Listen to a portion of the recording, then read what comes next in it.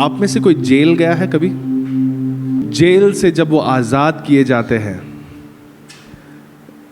वो जो एहसास है, अगर आप जेल में नहीं गए हो तो उसे नहीं समझ पाओगे। चलो एक सरल सा उदाहरण देता हूं। अब जेल का शायद आपने जाना ना हो कि जेल में जाना क्या होता है, तो वो आजादी क्या है वो आप समझ नहीं पा रहे हो। सिंपल सा एग्जांपल बता दो। आपने कभी टाइट पैंट पहना है? बहुत टाइट हो, गलती से पहन लिया, बाहर भी आ गए, बहुत टाइट था। शर्ट पहना हो, ऐसा कोई ड्रेस पहना हो बहुत टाइट, अब बाहर हो, आप परेशान हो, लेकिन क्या करें, पहनकर आ गए हैं तो आप कुछ कर नहीं सकते। ठीक से बैठ नहीं पा रहे, ठीक से खड़े नहीं हो पा रहे, ठीक से चल नहीं पा रहे। अरे हाँ कि ना, ऐसे लग रहा है जैसे सारा टाइट पैंट मैं ही पहन के घूम रहा हूं।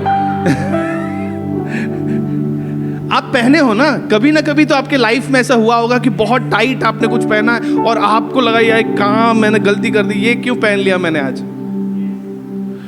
उसके बाद जब घर लौटते हो, जैसे ही उतारते हो,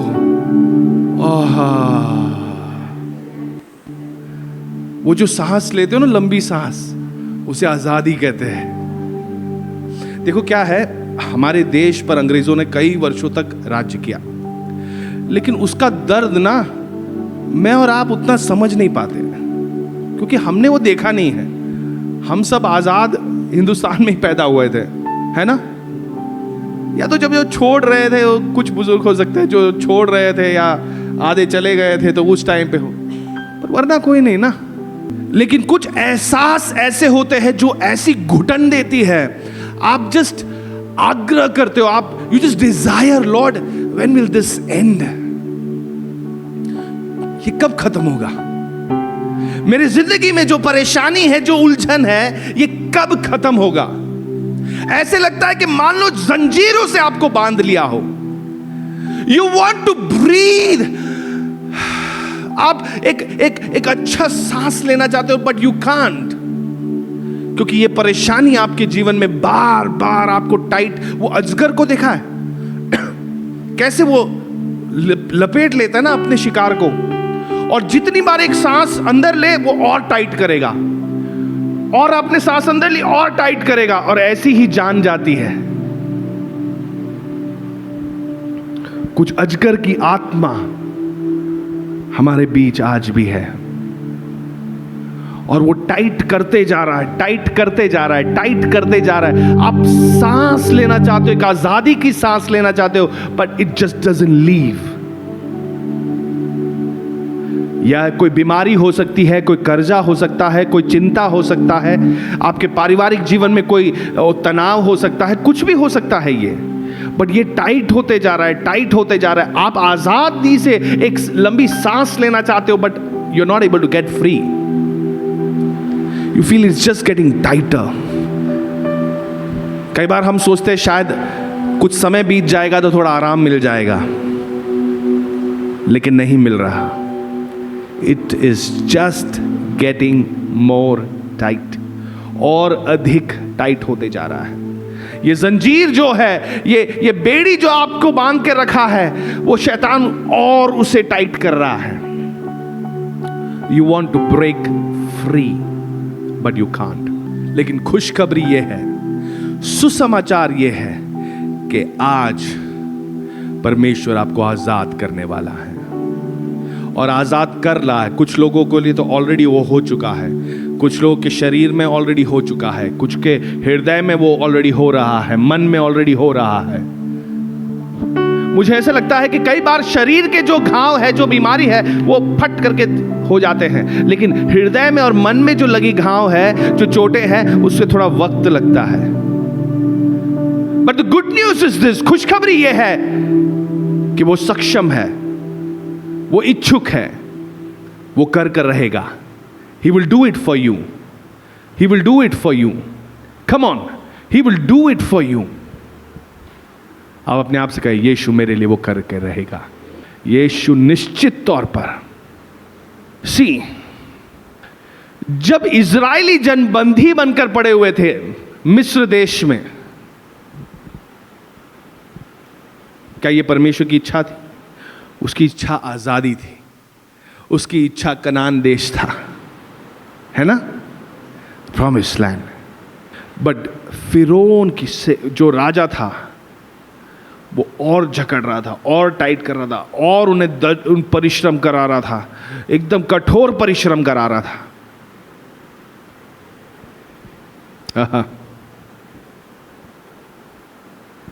कई बार वहां के पुरुषों को वो खत्म कर देता था, आदमियों को खत्म कर दे। क्यों?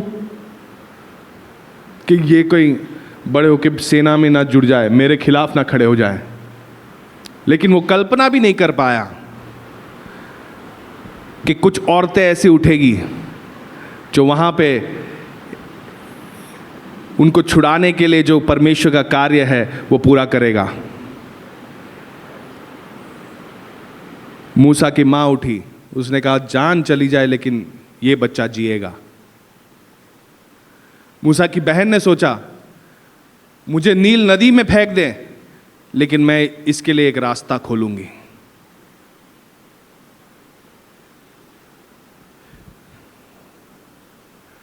आज परमेश्वर हम में से कुछ लोगों को चुनकर अलग कर रहा है।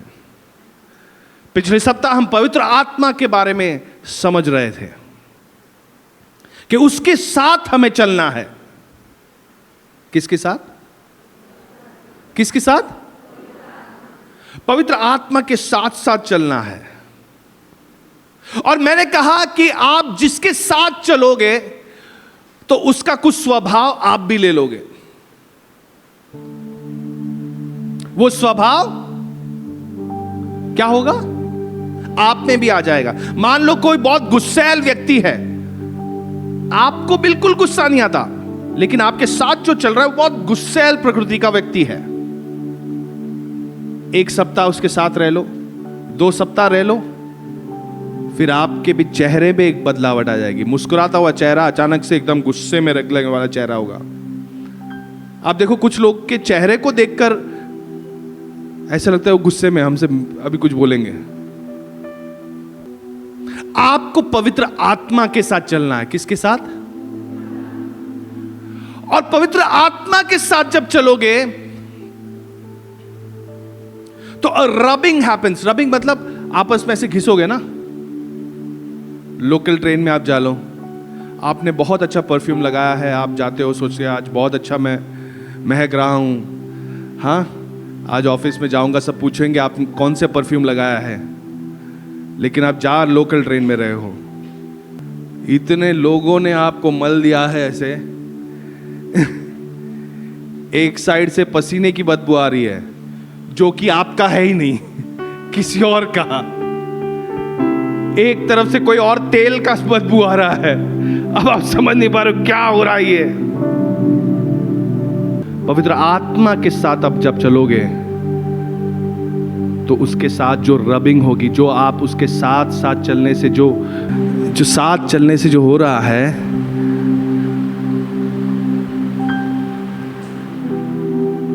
इसके लिए एक शब्द है।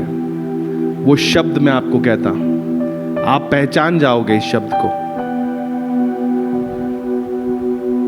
अभिषेक, अनॉइंट। अनॉइंट का मूल मतलब समझते हो? Alwin can you come here?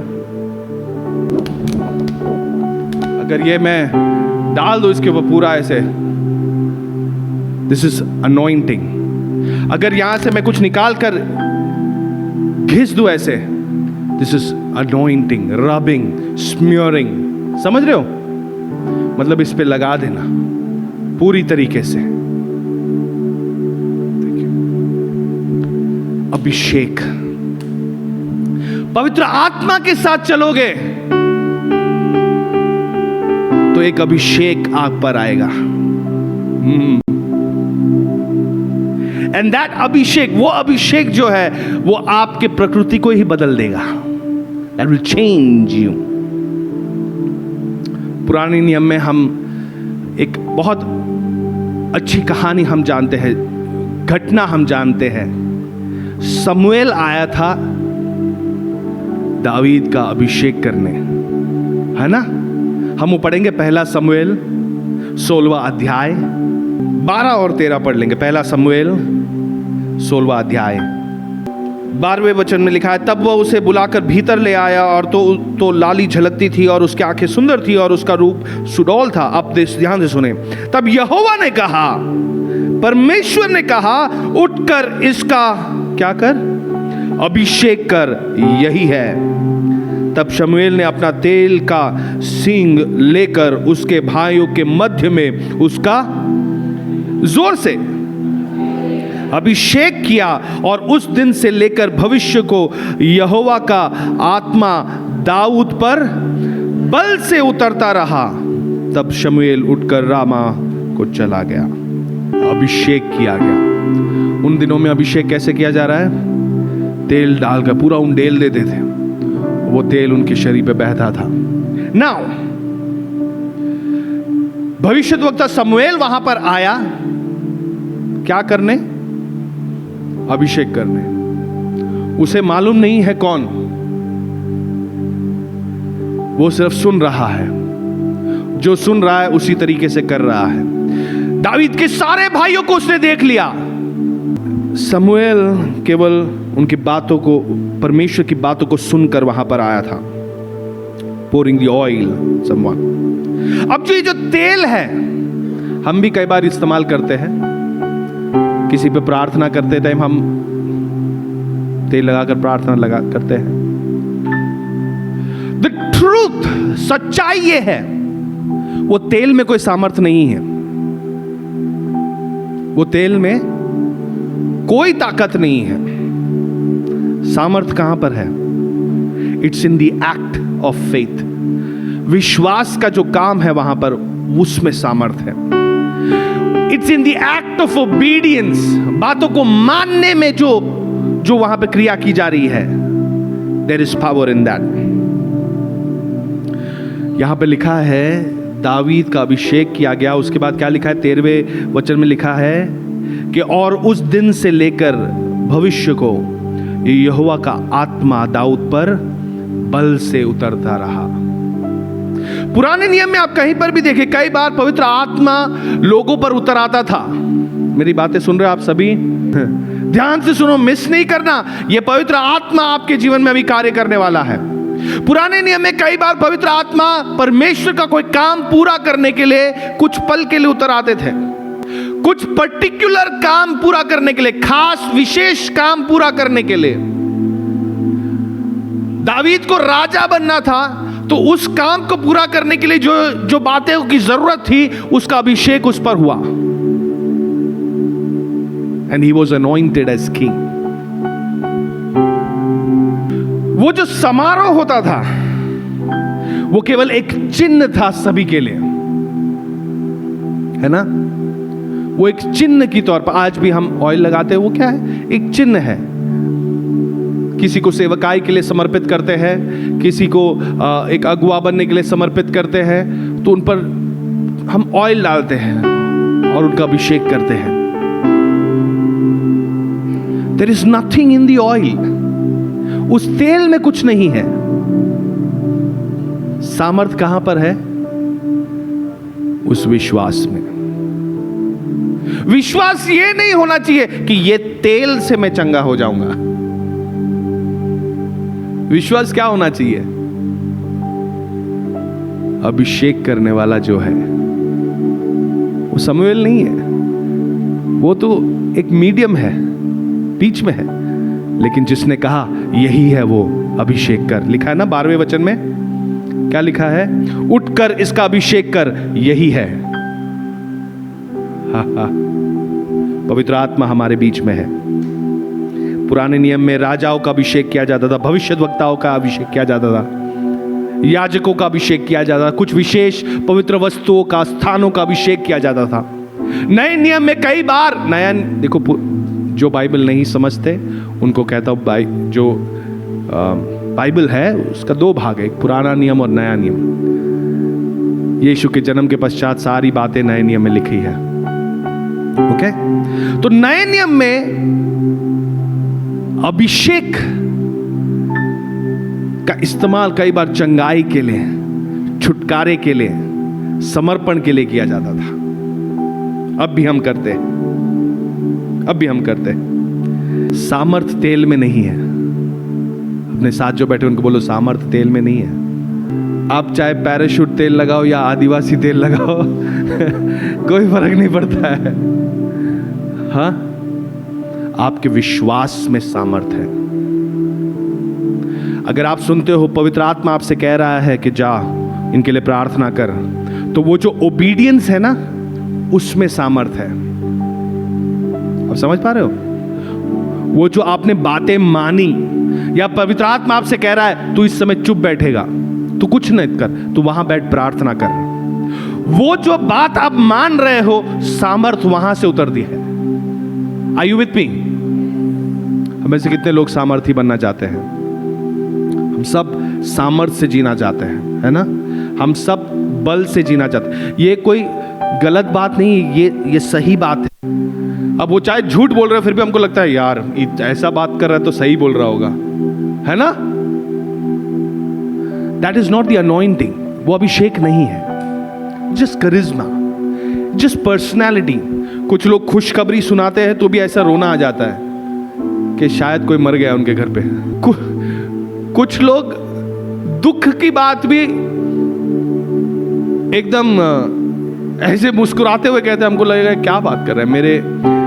मेरे बचपन में मम्मी ट्यूशन्स लेती थी, तो एक लड़का था, बहुत बदमाश था, बहुत बदमाश। एक दिन आया, आंटी मैं नहीं आऊंगा आज। तो मम्मी बोला क्यों नहीं आ रहा है? वो दादी मर गई। तो मम्मी लगा के दिया फटाक करके, बैठ इधर। तो उन्होंने बोला नहीं सच्ची में दादी मर गई, अभी जाना है। कुछ लोग के लाइफ में इतनी दुर्घटनाएं हो जाती है, उनके सिचुएशन और उनके इमोशंस दोनों साथ नहीं चल रहे हैं। वो कब गुस्से हो रहे हैं हमें समझ में नहीं आ रहा, इतना क्या गुस्सा होना है। वो क्यों रो रहे हैं हमें समझ में नहीं आ रहा, क्यों इतना रो रहे हैं। Today is a day of deliverance. आज छुटकारे का दिन है, क्योंकि पवित्र आत्मा आज अभिषेक करने वाला है। He is going to anoint you with a refreshing new anointing. तो अभिषेक क्या है? व्हाट इज दिस अभिषेक? This is the power of God.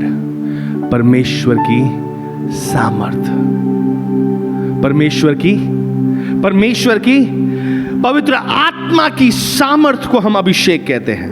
वो सामर्थ जो हमें बलवंत करता है, सक्षम कर देता है, ताकि हम कुछ ऐसी इम्पॉसिबल काम कर सके जिसकी हमने कभी कल्पना भी ना किया हो।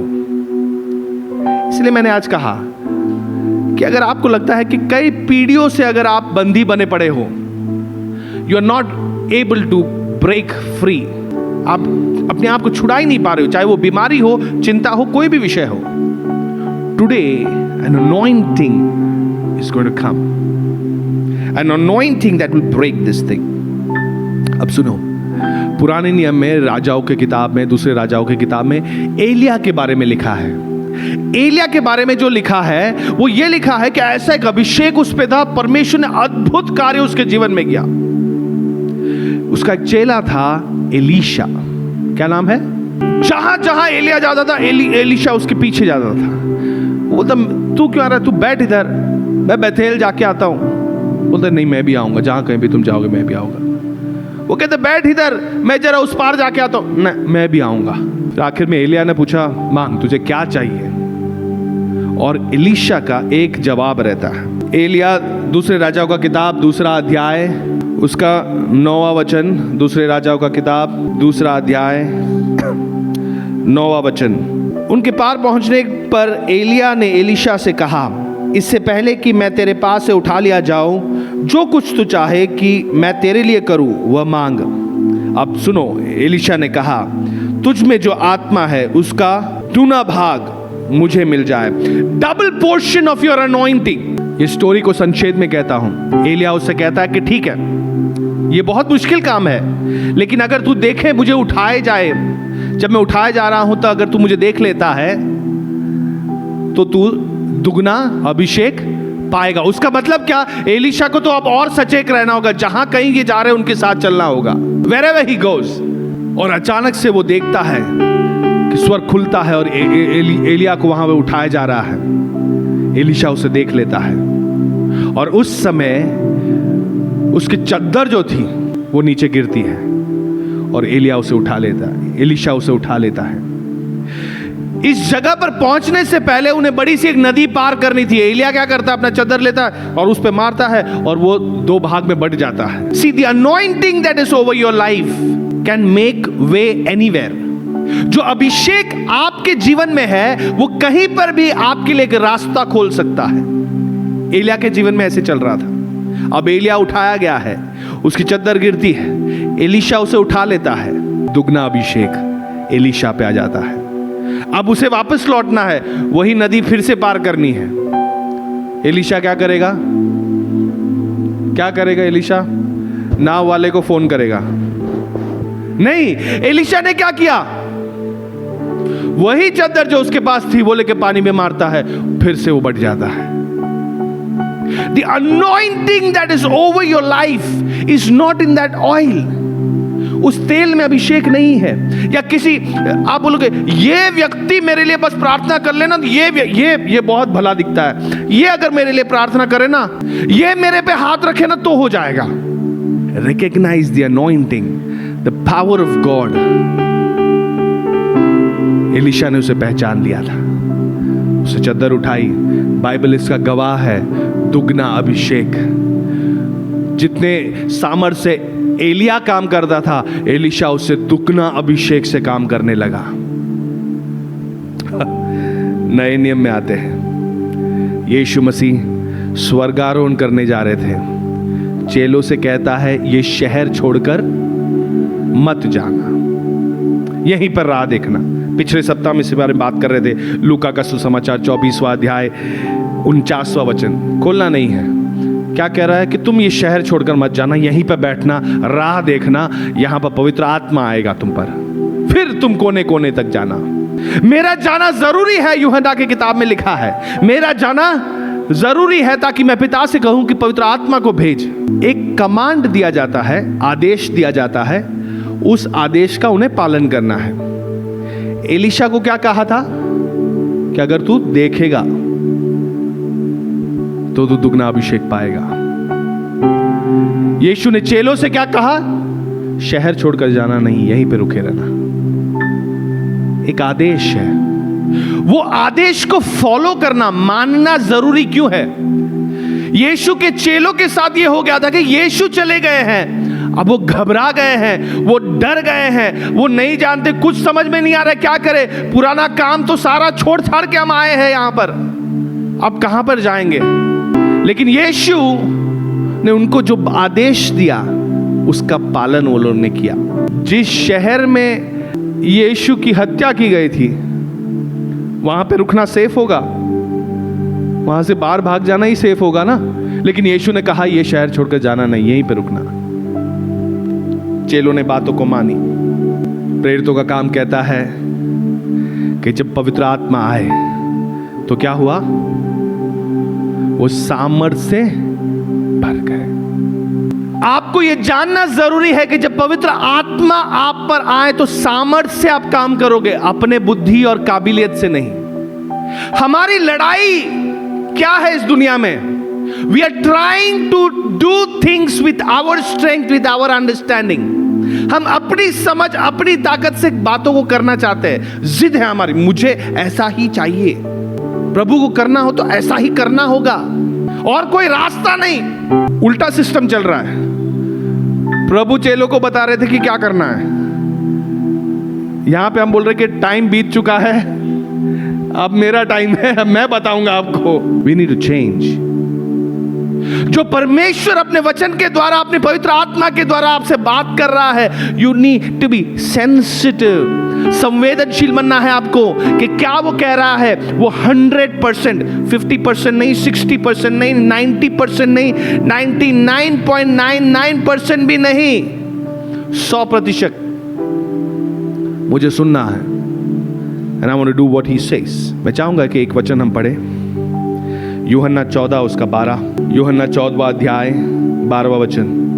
मैं तुमसे सच सच कहता हूं कि जो मुझ पर विश्वास रखता है, ये काम जो मैं करता हूं वह भी करेगा, वरना इससे भी ये कैसे होने वाला है? ये बड़े काम क्यों आप बड़े काम करोगे उससे भी बढ़कर? क्योंकि अभी एक अभिषेक आने वाला है, पवित्र आत्मा आने वाला है। एलिया को क्या कॉन्फिडेंस था कि दुगना अभिषेक इस पे मिलने वाला है? क्या कॉन्फिडेंस था?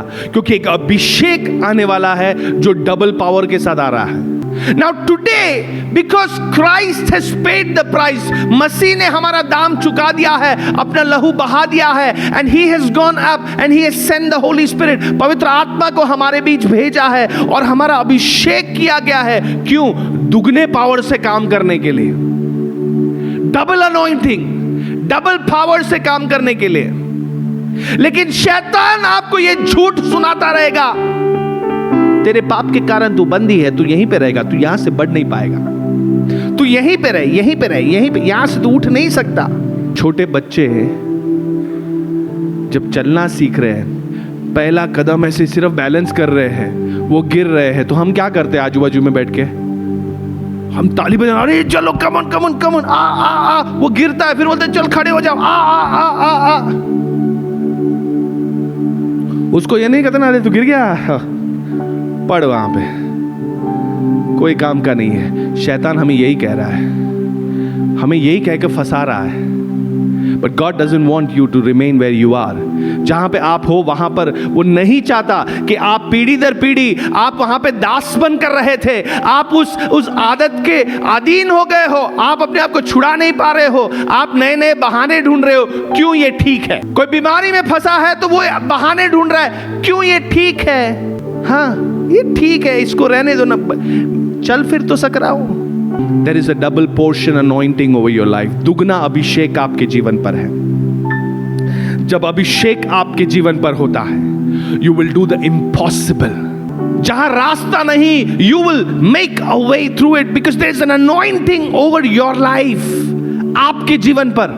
So when हम कई बार क्या सोचते हैं, अन्य भाषा हमने प्रार्थना कर ली, बस मैं अन्य भाषा में प्रार्थना कर सकता हूं। पर आपको एक खबर सुनाओ, The anointing is no longer for a specific purpose only. पुराने नियम में ऐसे होता था ना कि एक काम पूरा करने के लिए वो अभिषेक आ रहा है, लेकिन अभी पवित्र आत्मा आ चुका है and he is going to be with you forever. So everything, हर एक वो काम जो पवित्र आत्मा कर सकता है वो आपके द्वारा करने के लिए सक्षम है। You say I'm not good enough, I'm a sinner, oh I cannot speak like that, मैं वैसे बात नहीं कर सकता, मैं तो पापी हूं, मुझे उतनी समझ नहीं है। पवित्र आत्मा आपके द्वारा कार्य कर सकता है, वो आपको सक्षम बनाएगा। तो आप कदम पीछे नहीं लेना, because there is an anointing that breaks the yoke. एक अभिषेक ऐसा है जो जुए को तोड़ता है, और वो हमारे बीच में है। यशायाह 10वां किताब 27वां वचन, Isaiah chapter 10 verse 27। Can we open Isaiah? उस समय ऐसा होगा कि उसका बोझ तेरे कंधे पर से और उसका जुआ तेरे गर्दन पर से उठा लिया जाएगा, और अभिषेक के कारण वह जुआ तोड़ डाला जाएगा। Come on. उस समय ऐसा होगा कि उसका बोझ तेरे कंधे पर से और उसका जुआ तेरे गर्दन पर से उठा लिया जाएगा, और अभिषेक के कारण वह जुआ, अभिषेक के कारण वो जुआ, वो बोझ जो है उसका क्या होगा? उसे तोड़ दिया जाएगा। There is an anointing, एक अभिषेक हमारे बीच में है, और इस अभिषेक के कारण वो जुआ टूट दिया जाएगा। आप कितने तैयार होकर आए हो, आप कितने सजकर संवर कर आए हो, आपने क्या किया है, आपकी डिग्री क्या है, आपकी शिक्षण क्या है, आपकी बैकग्राउंड क्या है, ये नहीं पूछ रहा, अभिषेक है कि नहीं। कई लोग केवल अपने बुद्धि से अब काम कर रहे हैं। प्रचार करो बुद्धि से, अच्छे शब्द, अच्छी कहानियां, सब अच्छी बात है, लेकिन अगर अभिषेक नहीं तो सामर्थ नहीं, क्योंकि अभिषेक जुए को तोड़ता है, अभिषेक जुए को तोड़ता है। If there is no anointing there is no power. The anointing breaks the yoke. अब सवाल यह है, are you anointed? If the Holy Spirit is in your life, and you are walking with the Holy Spirit, अगर पवित्र आत्मा आपके जीवन में है और आप उसके साथ चल रहे हो, तो क्या होगा? The rubbing will happen. The rubbing will happen. The rubbing will happen. अगर पवित्र आत्मा के साथ मैं ऐसे चलता रहूं हमेशा, क्या होगा? क्या होगा? The rubbing will happen. Eventually we will smell like each other. हमारी खुशबू भी एक दूसरे के समान होगा, है ना? हम साथ चलते रहेंगे, हमारे रिएक्शंस भी एक दूसरे के समान बन जाएंगे। एंड फिजिक्स का एक सिंपल लॉ है, फिजिक्स का, भौतिक शास्त्र, उसका एक लॉ है, एक हायर पोटेंशियल से लोअर पोटेंशियल पे फ्लो करता है हमेशा। मतलब ऊंचाई पे जो है पानी देख लो आप, जो ऊंचाई पे है वहां से नीचे फ्लो होता है। तो पवित्र आत्मा का हाई पोटेंशियल है, मेरा पोटेंशियल लो है। पोटेंशियल मतलब चार्ज जो होता है ना, ये हाई चार्ज पे चल रहे हैं। परमेश्वर की सामर्थ है ये परमेश्वर है। अब मैं अगर इसके साथ साथ चलूं तो क्या होगा? ये चार्ज मुझ में फैलने लगेगा। एंड फिर क्या होगा? कब तक फैलेगा? तब तक फैलेगा जब हमारा चार्ज एक समान हो। मेरी बात समझ रहे हो? तो पवित्र आत्मा के साथ ये रिश्ता बनाना, साथ साथ चलना, संगति में चलना इसलिए जरूरी है क्योंकि then we will move like each other.